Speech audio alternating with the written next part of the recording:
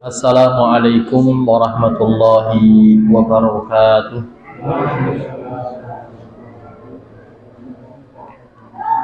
Alhamdulillah, alhamdulillahi ala ihsanih, wa syukru lahu ala taufiqihi wa amtinanih, wassalatu wassalamu ala khairi bariyatih Muhammad ibn Abdullah wa ala alihi wa sahbihi wa man tabi'ahu bi ihsanin ila yaumiddin.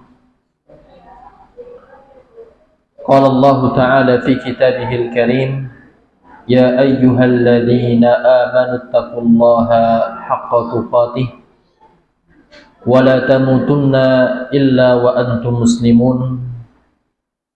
Rabbi israh li sadri wa yassir li amri wahlul 'uqdatam min lisani yafqahu qawli, amma ba'd.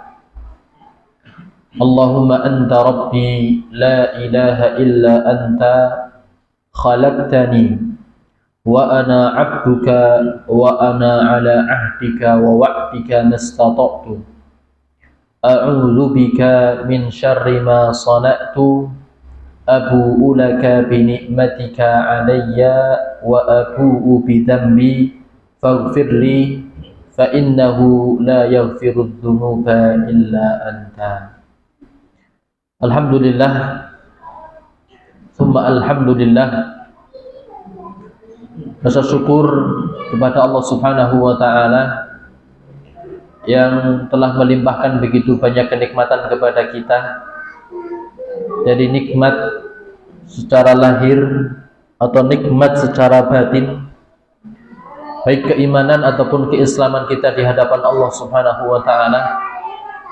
Begitu pula nikmat kesehatan dan nikmat kesempatan yang alhamdulillah pada kesempatan malam hari ini Allah masih berikan kenikmatan-kenikmatan tersebut kepada kita semuanya, sehingga alhamdulillah dengan izin Allah kita dipertemukan kembali di dalam satu rumah dari rumah-rumah Allah Subhanahu wa ta'ala, dari satu taman dari taman-taman surga kehidupan dunia. Dan kita berharap kepada Allah Subhanahu wa ta'ala kumpulnya kita di dalam taman surga kehidupan dunia. Mudah-mudahan Allah kumpulkan kembali kita di dalam taman surga kehidupan akhirat. Amin ya rabbal alamin. Salawat serta salam tetap tercurahkan kepada Nabi kita Muhammad sallallahu alaihi wasallam, sosok yang begitu luar biasa, sosok yang kita agungkan, sosok yang selalu kita teladani bersama. Bagaimana potret kehidupan Nabi sallallahu alaihi wasallam sehingga beliau mendapatkan label yang begitu istimewa dari Allah Subhanahu wa ta'ala, gelar yang tidak semua para nabi dan para rasul mendapatkan gelar tersebut, yaitu beliau Nabi sallallahu alaihi wasallam sebagai Sayyidul Anbiya wal Mursalin dan sebagai uswatun hasanah, suri tauladan bagi seluruh manusia. Terlebih lagi kita sebagai umat Nabi Muhammad sallallahu alaihi wasallam, mari kita contoh potret kehidupan Nabi sallallahu alaihi wasallam. Mari kita pelajari bersama sunnah-sunnah Nabi sallallahu alaihi wasallam, dan mari kita tebarkan bersama sunnah-sunnah Nabi sallallahu alaihi wasallam. Mudah-mudahan kita tergolong umat yang mana Nabi sallallahu alaihi wasallam sampaikan, man sanna fil islami sunnatan hasanatan falahu ajruha wa ajru man amila biha. Barang siapa yang bisa mencontohkan sunnah daripada sunnah-sunnah Nabi sallallahu alaihi wasallam kepada orang lain, maka dia akan mendapatkan pahala menjalankan sunnah, dan pahala sebagaimana pahala yang didapatkan oleh orang yang mengerjakan sunnah tersebut, mencontoh daripada kita. Dan Bapak Ibu jamaah rahimakumullah, mudah-mudahan ketika kita senantiasa berpegang teguh dengan sunnah Nabi SAW, kita nantinya akan dipertemukan oleh Allah Subhanahu wa taala dengan Nabi SAW di telaga beliau, yaitu telaga Al-Kautsar. Amin ya rabbal alamin.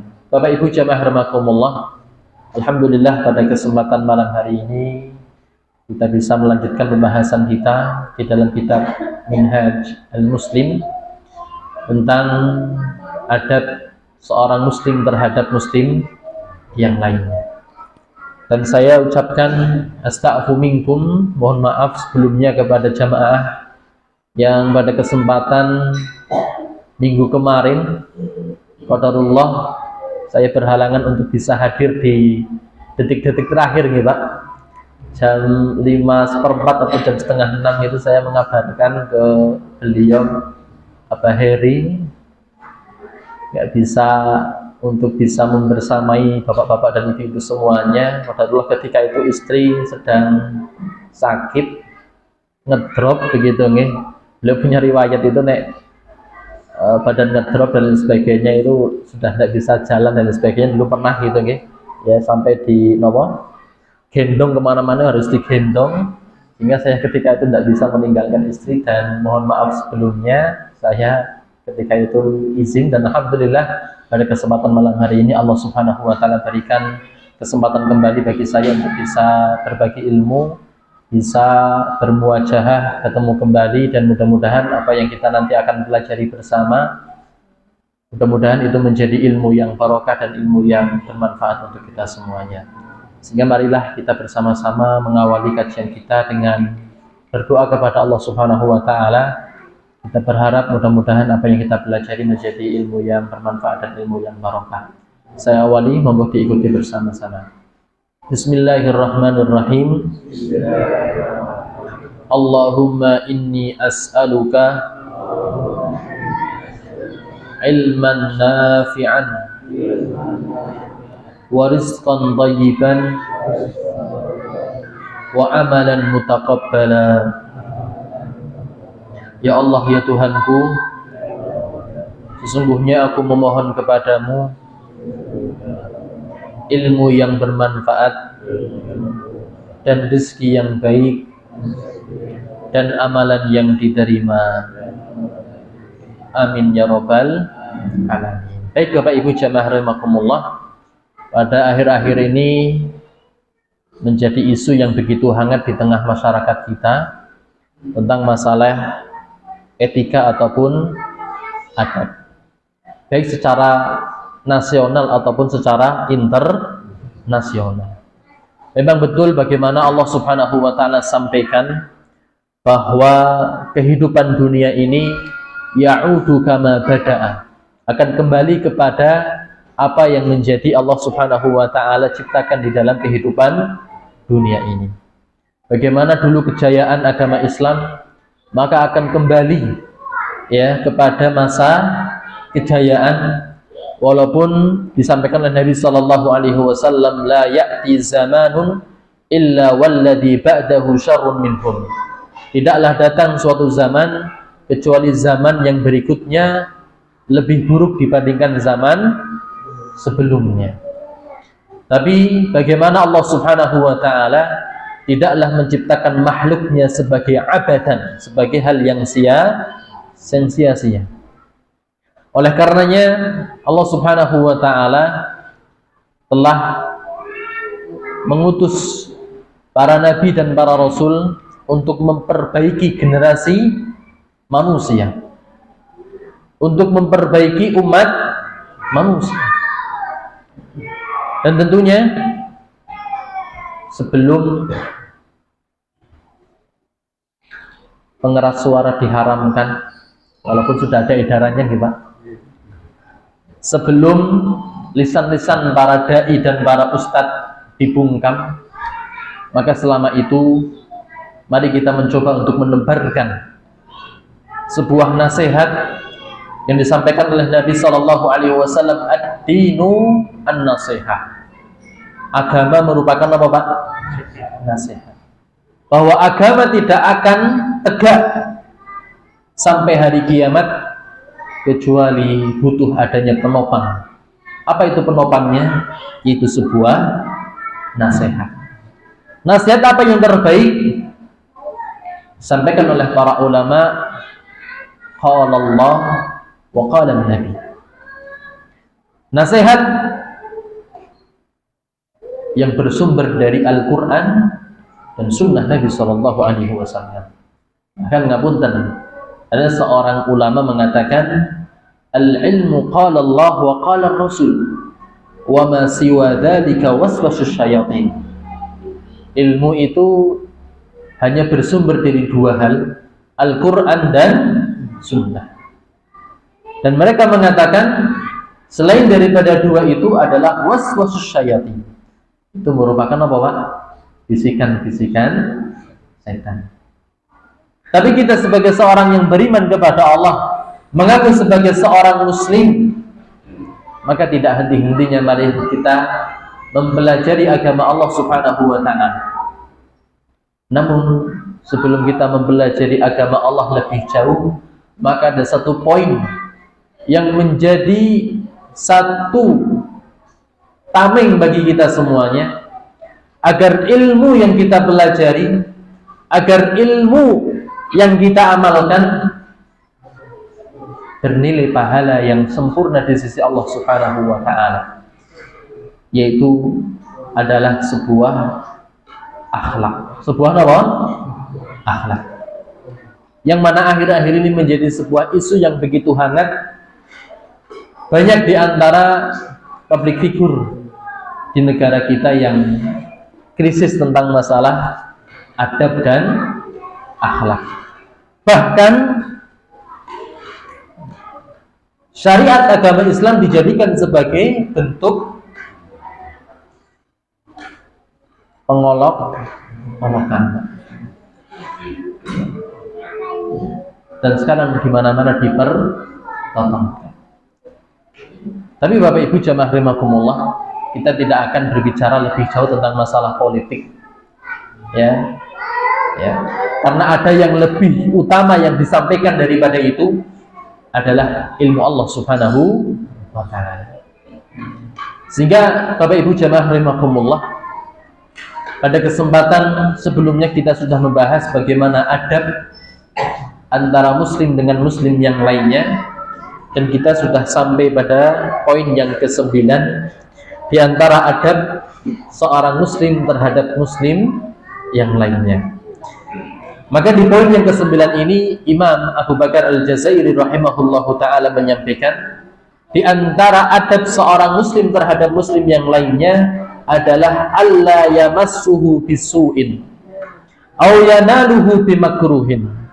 Di antara adab seorang muslim terhadap muslim yang lainnya adalah bagaimana seorang muslim tidaklah berbuat buruk terhadap muslim yang lain, dan tidaklah seorang muslim berbuat sesuatu yang tidak disenangi oleh muslim yang lain.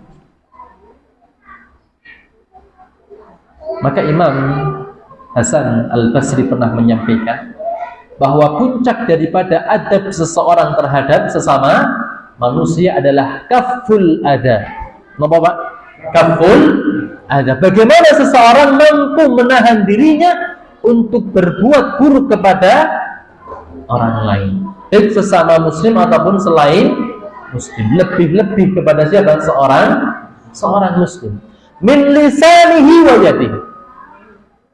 Keburukan yang bisa dia lakukan kepada orang lain ataupun sesama seorang muslim, baik dengan ucapan ataupun dengan tangannya. Makanya Nabi SAW menyampaikan, al-muslimu man salimal muslimu min lisanihi wa yadihi.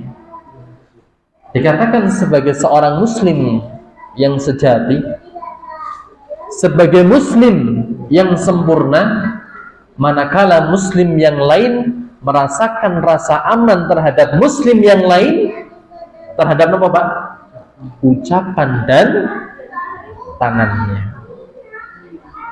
Maka Bapak Ibu jamaah rahimakumullah, ketika kita dapati seorang muslim melakukan kezaliman, melakukan ataupun menabrak norma-norma etika ataupun akhlak, maka lisan kita, tangan kita tidak perlu menunjukkan kebencian, tidak perlu menunjukkan sesuatu yang dibenci oleh muslim yang lain, walaupun muslim yang lain mengawali untuk mendolimi kita.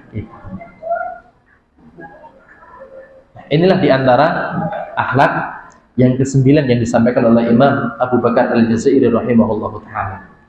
Sehingga Nabi SAW pernah menyampaikan, kullul muslimi 'alal muslimi haramun damuhu wa maluhu wa irduhu. Maka Bapak Ibu jamaah rahimakumullah, seorang muslim atas muslim yang lain diharamkan menurut syariat agama Islam. Apa yang diharamkan? Yang pertama adalah damuhu, darahnya. Maka tidak boleh kita menumpahkan darah sesama muslim. Kalaulah menumpahkan, maka berlakulah hukum qisas.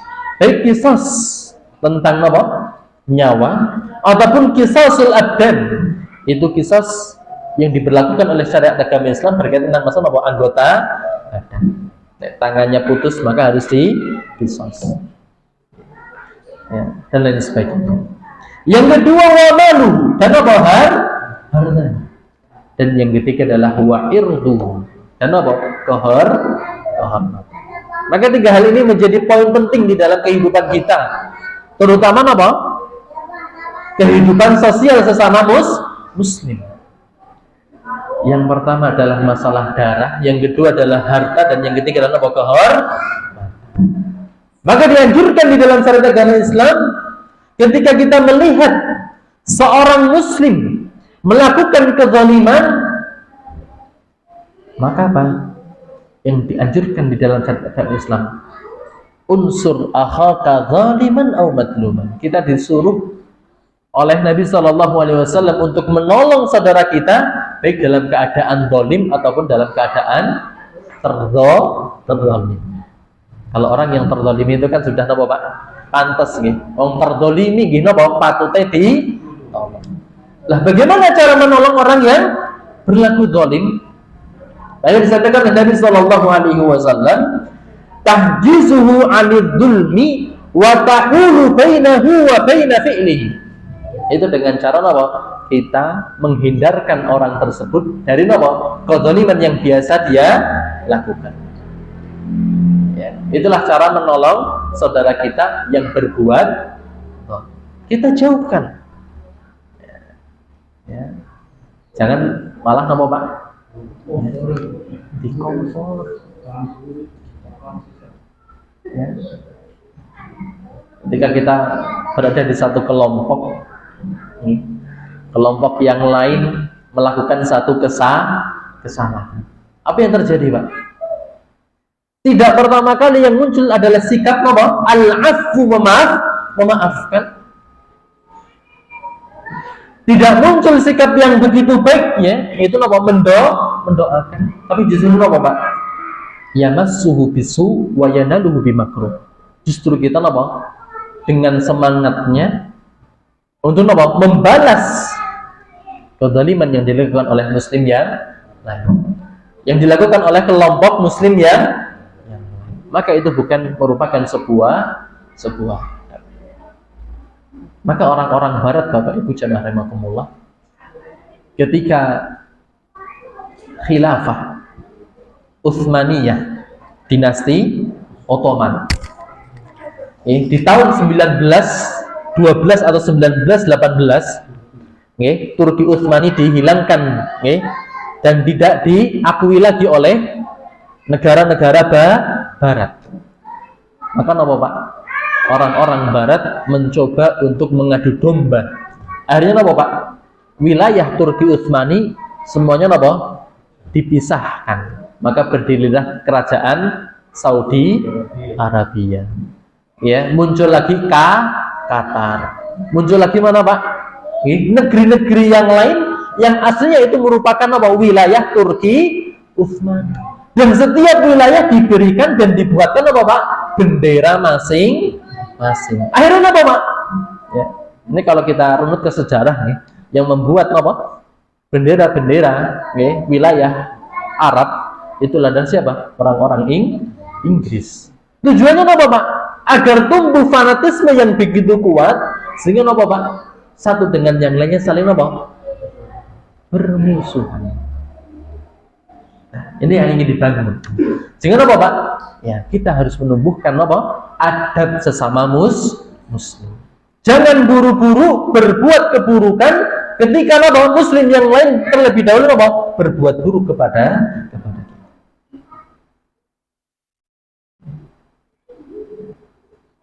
Sehingga disampaikan di dalam hadis yang lain, la yahillu li muslimin ayyushira ila akhihi binadratin tu'di.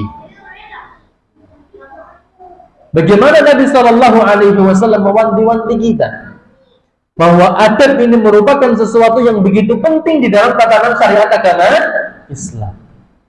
Bahkan Nabi sallallahu alaihi wasallam menyatakan tidak halal bagi seorang muslim ayyushira ila akhihi, menunjuk kepada seorang muslim.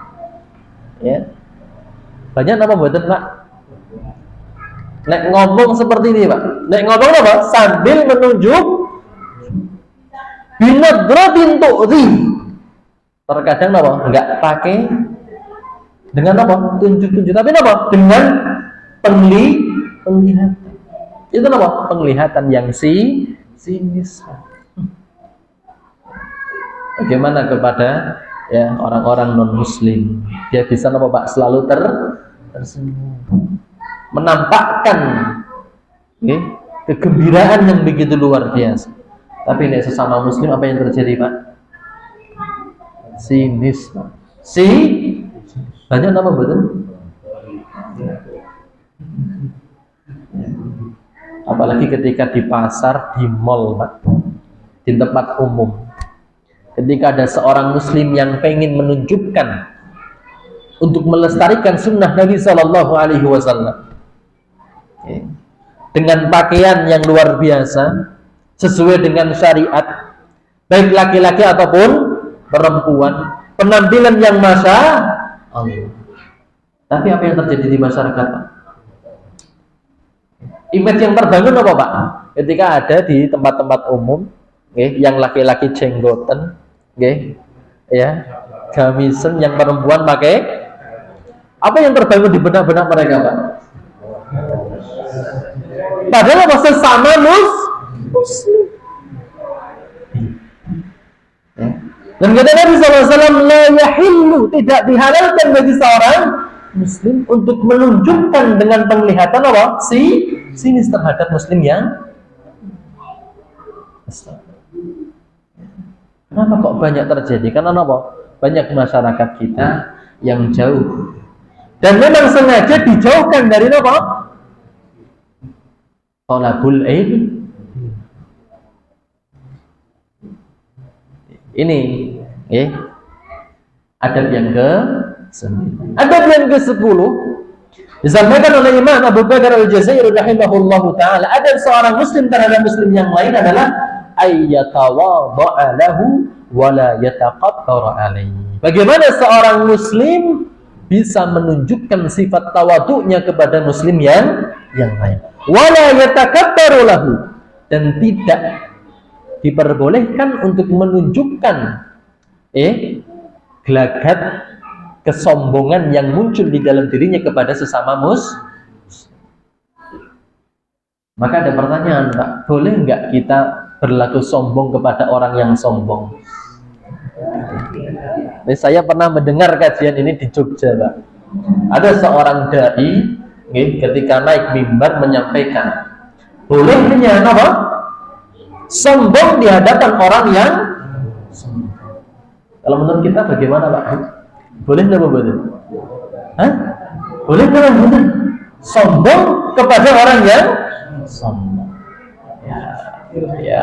Maka di dalam satu artikel dijelaskan, para ulama berbeda pendapat tentang masalah sombong terhadap orang yang sombong. Maka para ulama memperbolehkan, di antaranya Imam Ibnu Utsaimin. Beliau pernah menyampaikan bahwa boleh bagi seorang muslim untuk sombong kepada seorang muslim yang dia sombong. Tapi perlu diperhatikan tentang niatnya. Tentang niatnya. Kenapa? Karena ketika seseorang sombong terhadap orang yang sombong, maka kesombongan orang lain itu akan berhenti. Gitu. Tapi ketika seseorang tidak memiliki niat yang baik untuk menghentikan kesombongan muslim yang lain, justru dia fastabaku fitnah kabur, berlomba-lomba dalam kesombongan, maka itu dilarang. Namun ketika seseorang berniat sombong kepada orang yang sombong dengan niatan agar dengan kesombongan yang dia tampakkan bisa mencegah dan menghentikan kesombongan tersebut, maka itu diperbolehkan. Bisa dipahami ya? Kenapa? Karena ketika seseorang tidak dikalahkan dengan kesombongan yang lain, maka orang tersebut akan selalu merasa sombong. Maka boleh dengan niatan menghentikan kesombongan muslim yang lain ketika kita menunjukkan kesombongan kita di hadapan seorang muslim yang sombong. Ini bisa dipahami sampai sini ya? Misalnya Pak? Kemarin saya umroh sudah 3 kali. Misalnya seperti itu nih. Maka datang Pak Kim misalnya sudah umroh 10. Amin. Maka boleh bagi Pak Kim berkata di hadapan saya gitu nih. Aku ingin umroh ping 10. Tapi dengan niatan untuk menghentikan kesombongan saya di hadapan muslim yang maka itu tapi niatnya cuma hanya sebatas adu kesombongan, maka itu tidak diperbolehkan. Begitu kan? Maka di sini disampaikan oleh Nabi sallallahu alaihi wasallam, "Innallaha ta'ala auha ilayya an tawadu hatta la yafkhar ahadun ala ahadin." Sesungguhnya Allah Subhanahu wa taala mewahyukan kepadaku an tawadu, agar hendaklah kalian melakukan atau memiliki sifat tawadhu, sehingga tidak ada orang yang berbangga-bangga diri di hadapan orang. Tapi terkadang muncul juga Pak di masyarakat mengungkapkan sifat tawadhunya, tapi agar mendapatkan pujian dari orang. Karena betul? Dolan menggubukku, ternyata Pak? Istan. Sudah, tidak perlu merendahkan di hadapan orang lain, tapi yang diharapkan adalah pujian. Ini hati. Lah tawadhu itu bagaimana? Dijelaskan oleh Imam Hasan Al-Basri rahimahullahu taala. Tawadhunya seseorang adalah ketika keluar rumah dia menganggap bahwa muslim yang lain derajatnya lebih tinggi dibandingkan dirinya. Sekalipun dia secara posisi sosial, ekonomi itu lebih tinggi dibandingkan orang lain. Tapi ketika seseorang memiliki sifat tawadhu, bagaimana dia ketika keluar rumah menilai orang lain bahwa orang lain itu lebih tinggi derajatnya dibanding diri, itulah dikatakan sebagai orang yang memiliki sifat tawadhu. Sekalipun dia adalah pemimpin, kepala apa dan sebagainya, tapi menganggap karyawannya, menganggap bawahannya adalah siapa? Orang-orang yang lebih baik dibandingkan diri. Sehingga Pak? Tidak mungkin muncul sifat takabur di dalam. Apalagi kok nyuwun sewu ketika datang karyawan bawahannya memberikan nasihat. Maka apa yang terjadi Pak? Nah, seseorang nggak punya sifat tawadhu, apa yang terjadi? Langsung bikin surat mutasi, nih Pak. Makanya yang perlu kita tumbuhkan loh, Bapak-bapak Ibu coba. Bagaimana kita bisa beradab dengan muslim yang lain, terutama di dalam memunculkan sifat tawa dan tidak menunjukkan sifat kesombongan. Lah kadang seseorang itu disalahartikan tentang masalah kesombongan. Apa itu sombong itu? Apa itu sombong? Nggih. Ya, kata Nabi sallallahu alaihi wasallam, "Wa batarul haq wa ghamdun nas." Yang pertama adalah apa? Menolak kebenaran. Ya, maka ketika ada pemimpin gitu nggih, kepala apapun gitu nggih, ketika diluruskan oleh bawahannya kemudian apa? Dia mengelak atau mencari pembenaran, maka ketahuilah pemimpin dan kepala tersebut ya, bisa dikatakan sebagai orang yang kenapa? Menolak kebenaran. Adapun yang kedua itu wa ghamdun nas, merendahkan orang lain.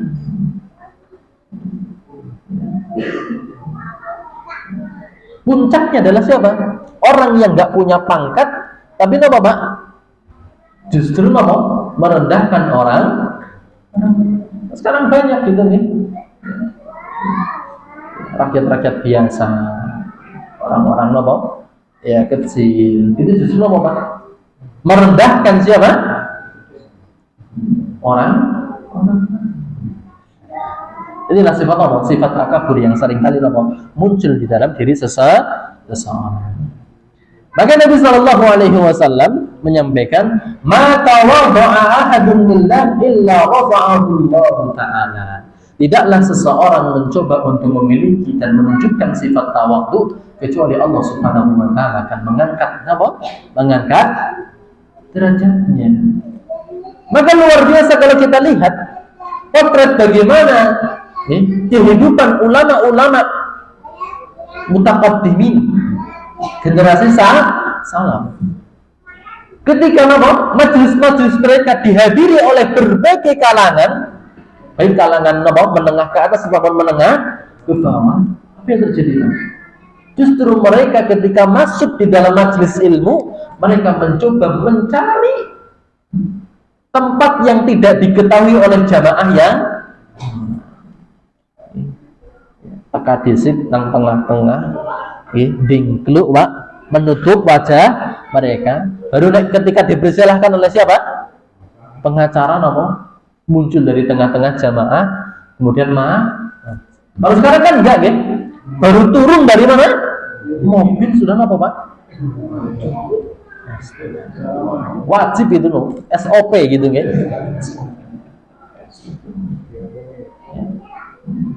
Justru masyarakat kita memfasilitasi untuk public figur, seorang dai, seorang ustaz. Justru Pak? Menumbuhkan sifat takabur.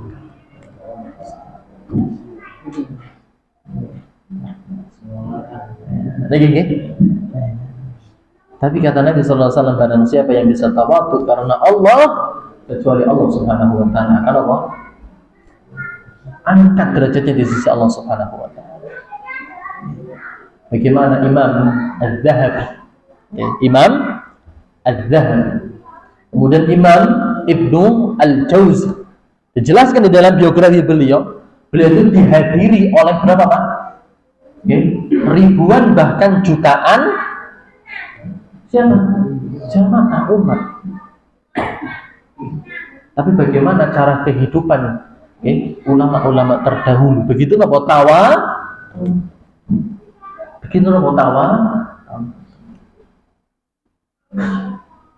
Itu yang begitu luar biasa. Kemudian yang berikutnya, kemudian Nabi Shallallahu Alaihi Wasallam sampai berdoa kepada Allah, Allahumma ahyini miskina. Itu doa daripada siapa? Nabi Shallallahu Alaihi Wasallam. Ya Allah, hidupkanlah aku dalam keadaan miskin. Wa amitni miskinan. Dan wafatkanlah aku dalam keadaan miskin. Wahsyurni fi zumrati al-masakin. Dan kumpulkanlah aku nanti dalam kehidupan akhirat bersama siapa? Orang-orang miskin. Sekarang pertanyaannya Bapak Ibu jamaah rahimakumullah, Nabi miskin apa mboten? Ya. Saya itu di Jogja, kemudian di mana lagi kemarin bahas tentang al-yaumu an-nabawi. Apa Pak? Keseharian Nabi Shallallahu Alaihi Wasallam. Potret 24 jam keseharian Nabi Shallallahu Alaihi Wasallam. Digambarkan di dalam kitab tersebut tentang apa Pak? Rumah Nabi Shallallahu Alaihi Wasallam. Rumah Pak, bukan kamar loh Pak. Apa? Rumah. Rumah beliau apa? Hanya ukuran 4,5 meter kali 4,5. Kalau kita kan kamar tikung ya Pak. Kalau Nabi Shallallahu Alaihi Wasallam itu merupakan apa? Rumah. Jadi rumah istri Nabi itu di mana? Di samping-samping Masjid Nabawi. Dan setiap rumah itu apa? Luasnya sama. Ya, 4,5 kali 4,5. Ya, kalau pernah ke salah satu museum di Arab Saudi, ini, ya, menunjukkan tentang apa? Gambaran rumah beliau, rumah Aisyah Nabi Sallallahu Alaihi Wasallam, rumah Aisyah radhiyallahu taala itu dibagi dua, nih, ya, yang satu buah makam, yang satu tempat tidurnya siapa? Aisyah. Okay. Itu begitu sempit. Makanya gambarnya di dalam hadis Nabi Sallallahu Alaihi Wasallam, ketika Nabi sujud, itu harus apa Pak? Mengangkat kakinya siapa? Aisyah. Baru ketika Nabi berdiri, Aisyah bisa selonjor lagi. Tapi kita harus pahami bahwa Nabi Shallallahu Alaihi Wasallam adalah orang yang sangat kaya. Kenapa? Di dalam surat Al-Anfal dijelaskan 1/5 daripada hasil peperangan diperuntukkan untuk siapa? Nabi Shallallahu Alaihi Wasallam. Kalian apa betul? Tapi bisa tawa, bisa hidup sederhana. Sehingga luar biasa potret sahabat-sahabat Nabi Sallallahu Alaihi Wasallam begitu luar biasa di dalam meneladani sifat tawadhu Nabi Sallallahu Alaihi Wasallam. Contoh saja satu sahabat yang dijamin masuk surga oleh Nabi Sallallahu Alaihi Wasallam, yaitu siapa? Abu Ubaidah Amir bin Jarrah. Beliau adalah seorang jenderal tertinggi di zaman siapa? Umar bin Khattab radhiyallahu taala anhu. Tapi ternyata ketika Umar bin Khattab masuk ke rumah beliau, nangis Pak, nangis. Kenapa?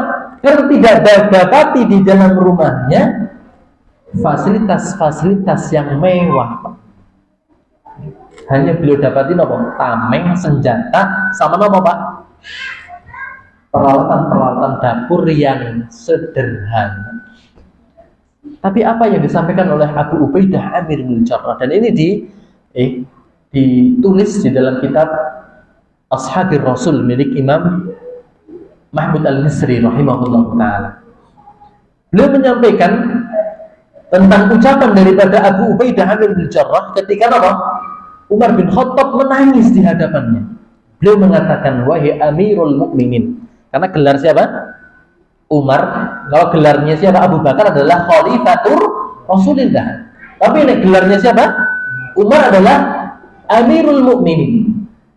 Wahai Amirul Mukminin, sesungguhnya apa yang kau lihat saat ini itu sudah cukup bagiku untuk mengantarkan diriku sampai ke tujuan. Itu mana? Surga Allah Subhanahu. Kalau kita kan boten ya Pak. Kalau kita pengen sampai ke tujuan, ya, pengennya fasilitasnya tercukupi. Gitu apa nggih? Semua kita. Tapi mudah-mudahan itu merupakan bentuk rasa syukur kita kepada Allah terhadap nikmat yang diberikan oleh Allah, kita gunakan untuk kebaikan. Makanya nek punya harta mau berbuat baik Pak, ora usah etung. Kenapa? Itu sudah menjadi jawaban bagi kita kepada Allah Subhanahu wa taala ketika ditanya tentang masalah apa? Rizki. Sebagaimana disebutkan oleh Allah di dalam surat At-Takatsur nih. Summa latus'alunna yauma idzin 'anin na'im. Ketika kita gunakan hartanya untuk kebaikan, ini sudah dijamin aman oleh Allah. Okay. Kenapa? Karena ketika ditanya sudah ada jawabannya. Iki go.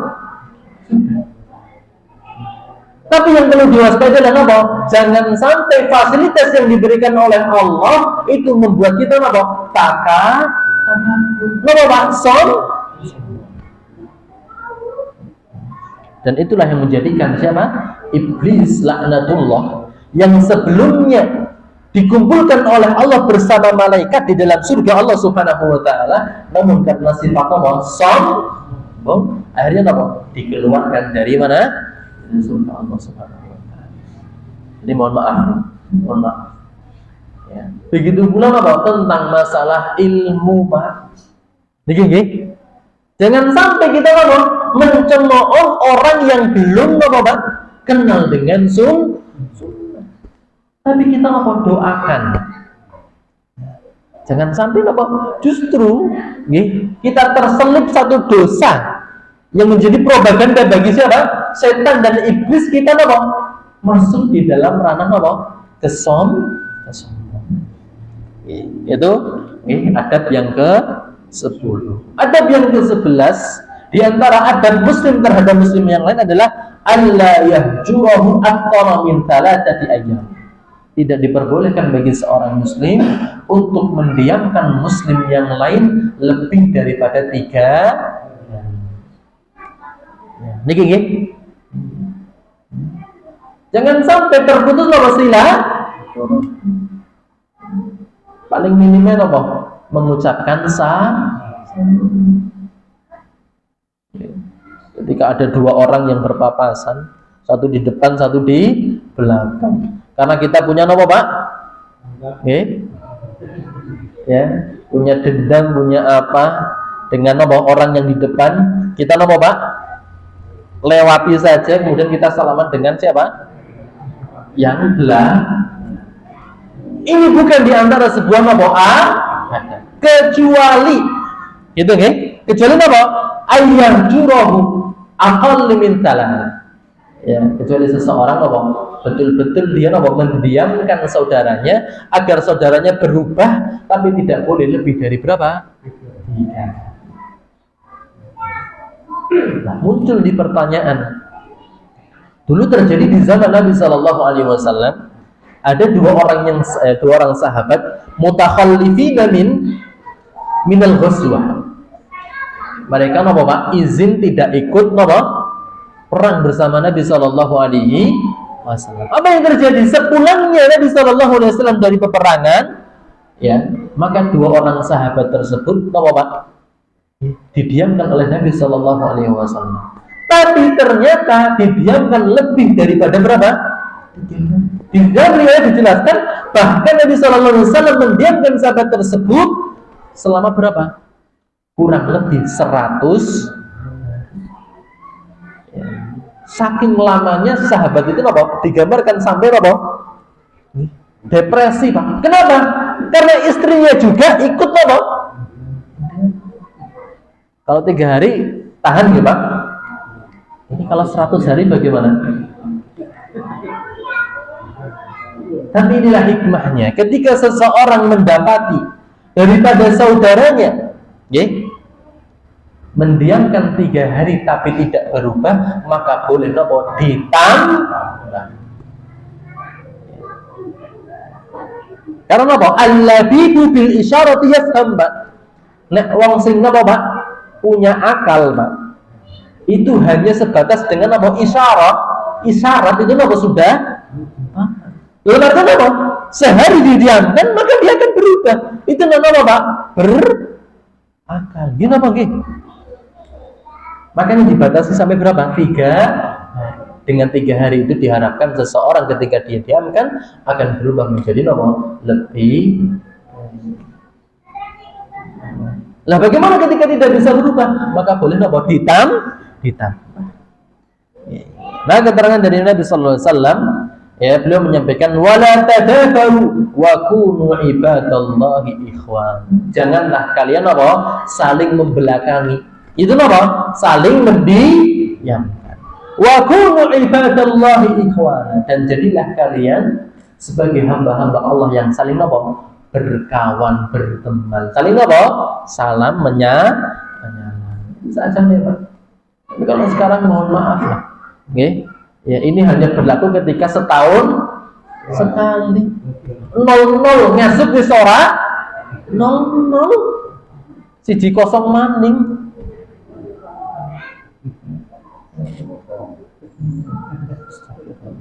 Maka ini Pak, hati-hati dengan apa? Ancaman dari Nabi Shallallahu Alaihi Wasallam. Maka sekarang ya, mari kita rubah Pak. Ketika kita punya apa? Saudara, punya teman seiman, semuslim, ya, yang mungkin kita punya apa? Ya, dendam, ya, punya rasa, ya, mari ya, kita mulai apa Pak? Ya, urai, ya, ya, hati kita apa? Kita apa? Berlapang. Dan makanya kata ya, doanya Nabi Ibrahim itu apa? Rabbis rahli sadri. Ya, ya, ya. Doa yang pertama. Kenapa? Karena untuk berlapang dada itu sesuatu yang sulit. Apalagi nyuwun sewu ibu.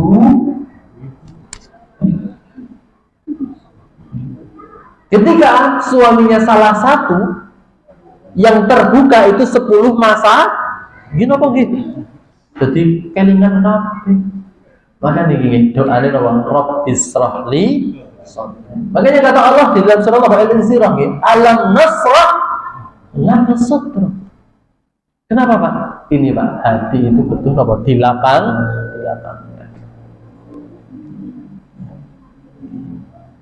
Maka ketika sudah apa? 3 hari mendiamkan, maka apa? Memaaf. Itu sudah.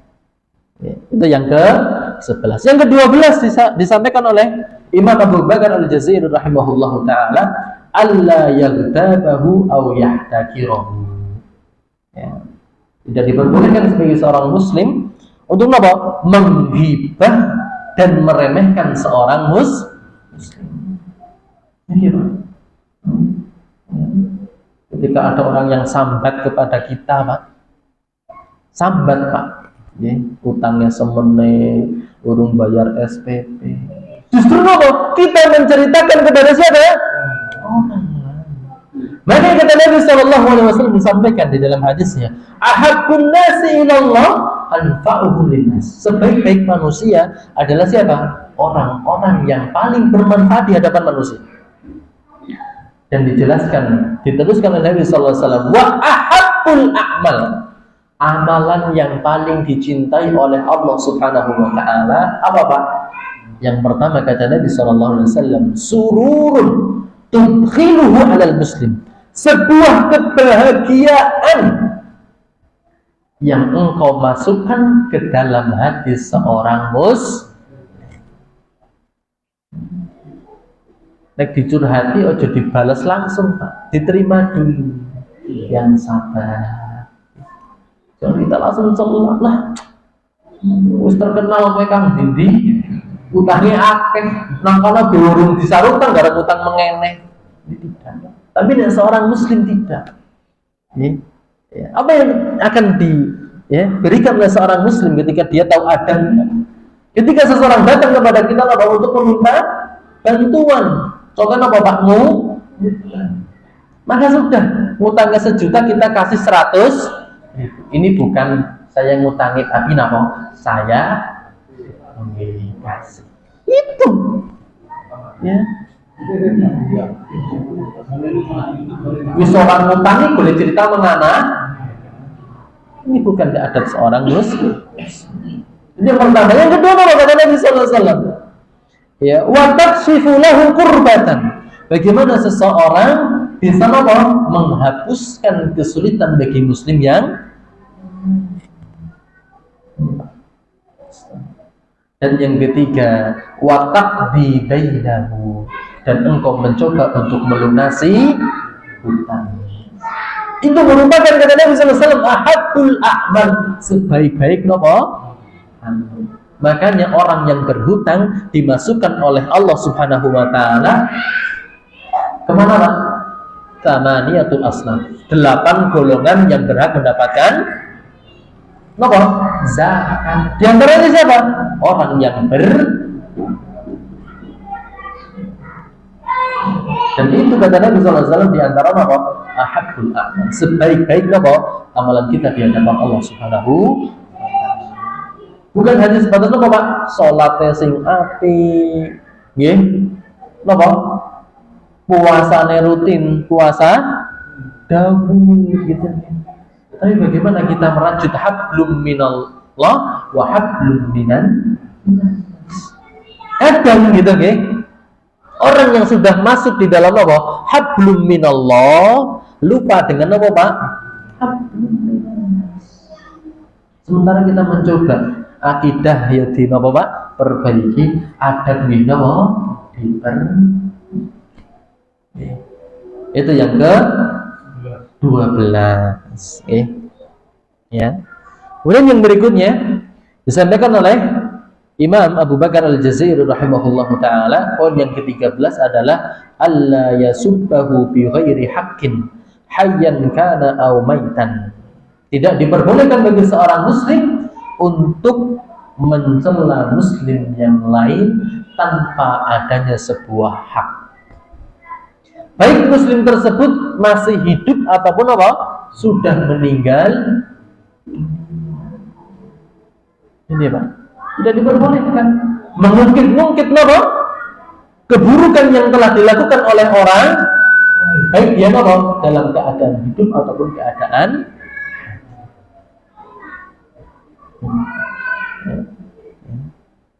Makanya kata Nabi sallallahu alaihi wasallam, la yarmi rajulun rajulan bil fiski awil kufri illa irtadda alaihi illam yakun sahibahu kadzalik.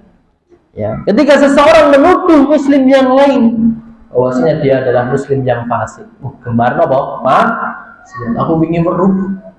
Ya. Main nama lebu. Ya, apalah begitu kan? Makanya tidak perlu apa diceritakan. Bisa jadi ketika kita menceritakan kepada orang lain, bisa jadi di suatu saat apa? Kita melakukan sesuatu yang tapi apa? Harus kita tutupi aib siapa? Bisa jadi apa? Orang yang melakukan itu lebih baik dibandingkan diri kita di hadapan siapa?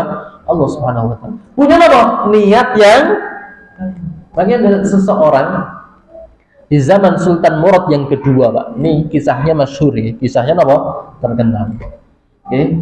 Ya, ada seseorang yang punya kebiasaan apa? Di malam hari itu enggak masuk tempat lokalisasi, apa? Masuk ke diskotik, ya, minum-minuman khamr dan sebagainya. Ya. Dan apa? Suaminya ini sudah diperingatkan oleh istrinya bahwa jangan lagi-lagi melakukan hal yang seperti itu walaupun niatnya baik. Ya. Jadi dia niatnya baik, Pak. Masuk ke pelacuran, Pak. Oke, ya, booking siapa? Perempuan agar tidak berzina di malam tersebut dengan siapapun. Kenapa? Sudah jadi gajine kurgum bayarin apa, Pak? Sama apa? Ketika masuk ke diskotik, beli khamr, dia bawa pulang, dan apa? Sampai rumah dituangkan di mana? Di kloset, Pak. Dan itu apa? Dilakukan setiap bulan. Gajian mesti apa? Jajane iku, Pak.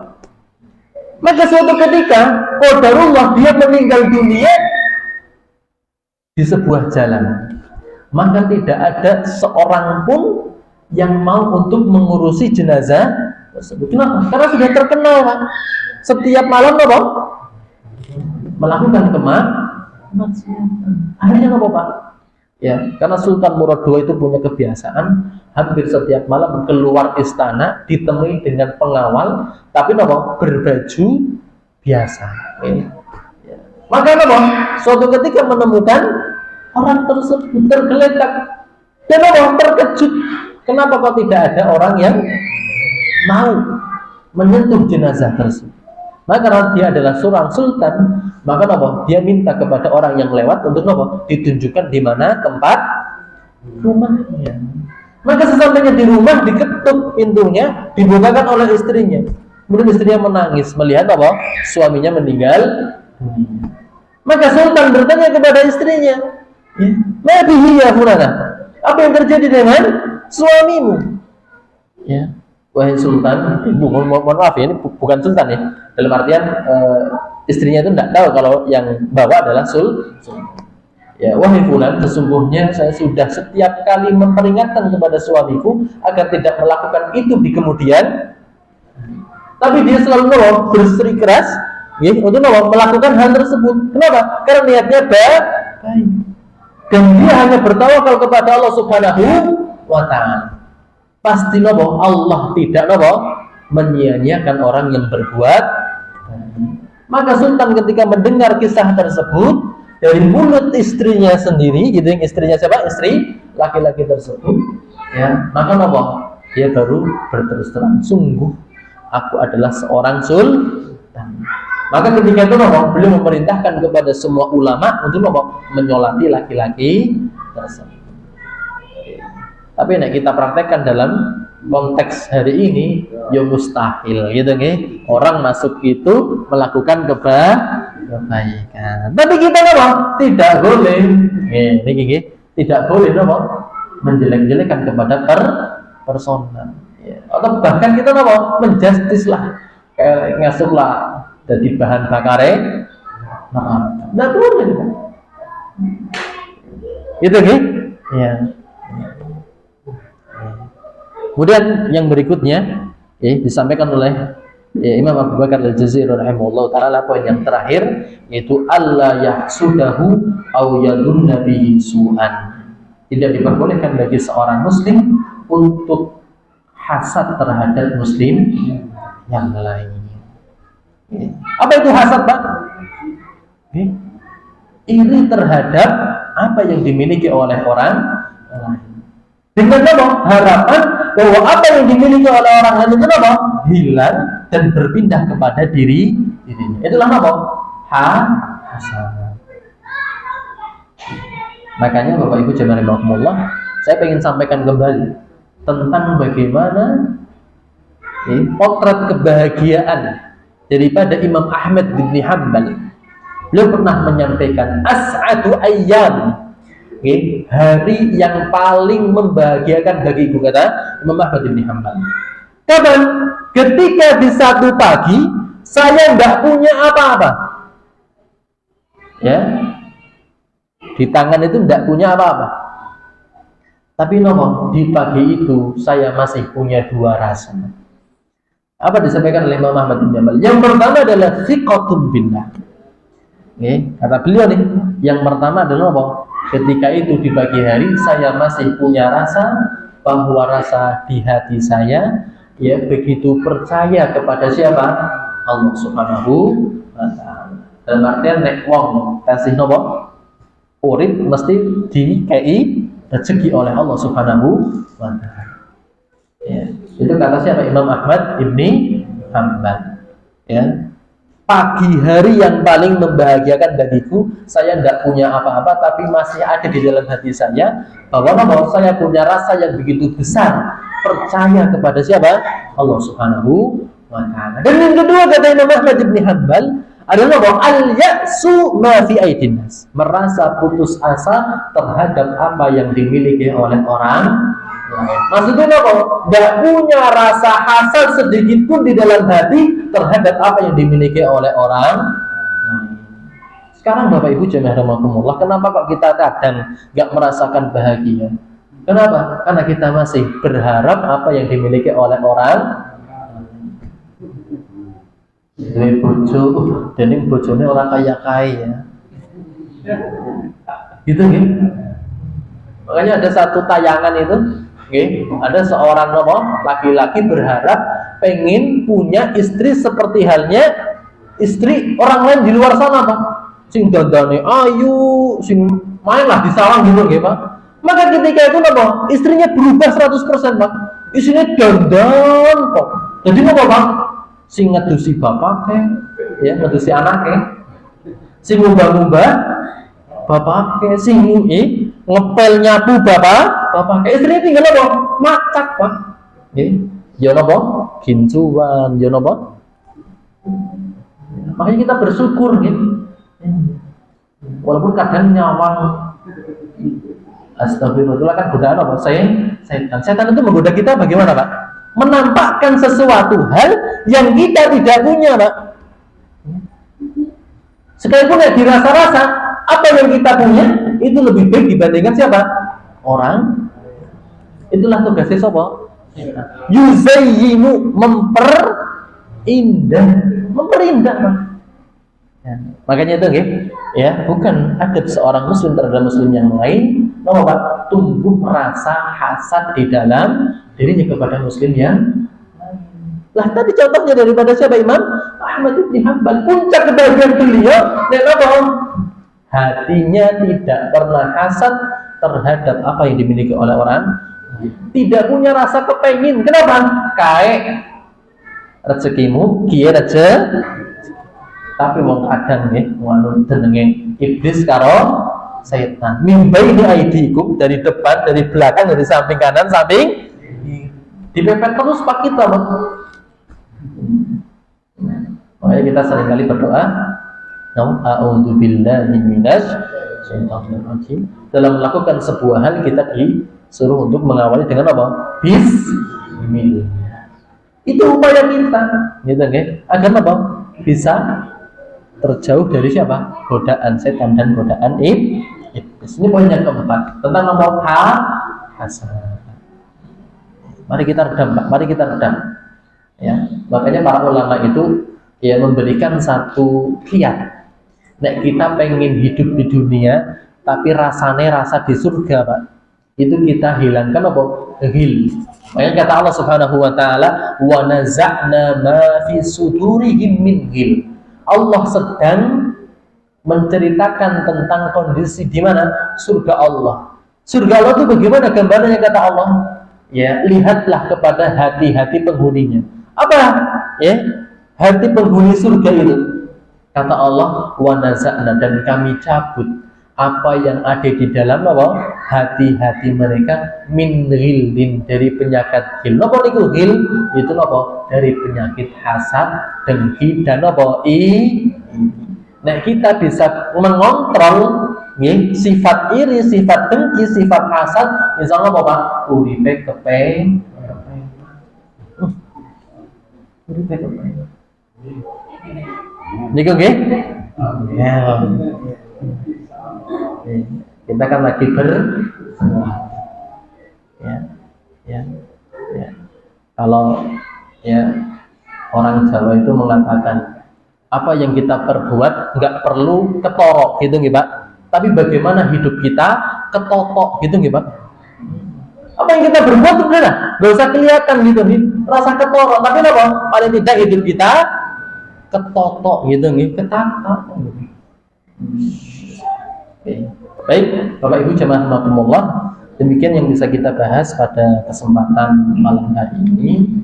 Mudah-mudahan kita masih bisa diberikan kesehatan dan diberikan waktu luang kembali oleh Allah Subhanahu wa taala, sehingga kita bisa melanjutkan pembahasan kita di kesempatan yang akan datang, dan insyaallah kita akan sambung lagi tentang adab terhadap orang kafir, bahwa muamalah kita tidak hanya terbatas sesama muslim, tapi kita juga bisa bermuamalah kepada non muslim ataupun orang-orang kafir. Dan insya Allah kita akan bahas keterangan tersebut di kesempatan yang akan datang. Ini erat kaitannya tentang masalah akidah. Sehingga ini menjadi sesuatu yang penting bagi kita, dan insya Allah bisa kita bahas di kesempatan yang akan datang. Demikian Bapak Ibu jemaah rahimakumullah. Sebelum kita tutup mungkin ada satu pertanyaan. Kalau tidak kita cukupkan. Monggo. Cukup ya. Dan kalau cukup kita cukupkan, mari kita tutup bersama dengan bacaan hamdalah dan doa kafaratul majelis. Alhamdulillahirabbil alamin. Subhanakallahumma wa bihamdika asyhadu an la ilaha illa anta astaghfiruka wa atubu ilaik. Apabila di dalam menyampaikan banyak kekurangan, saya mohon maaf yang sebesar-besarnya. Aku berdoa wa astaghfirullah li wa lakum. Wassalamualaikum warahmatullahi wabarakatuh.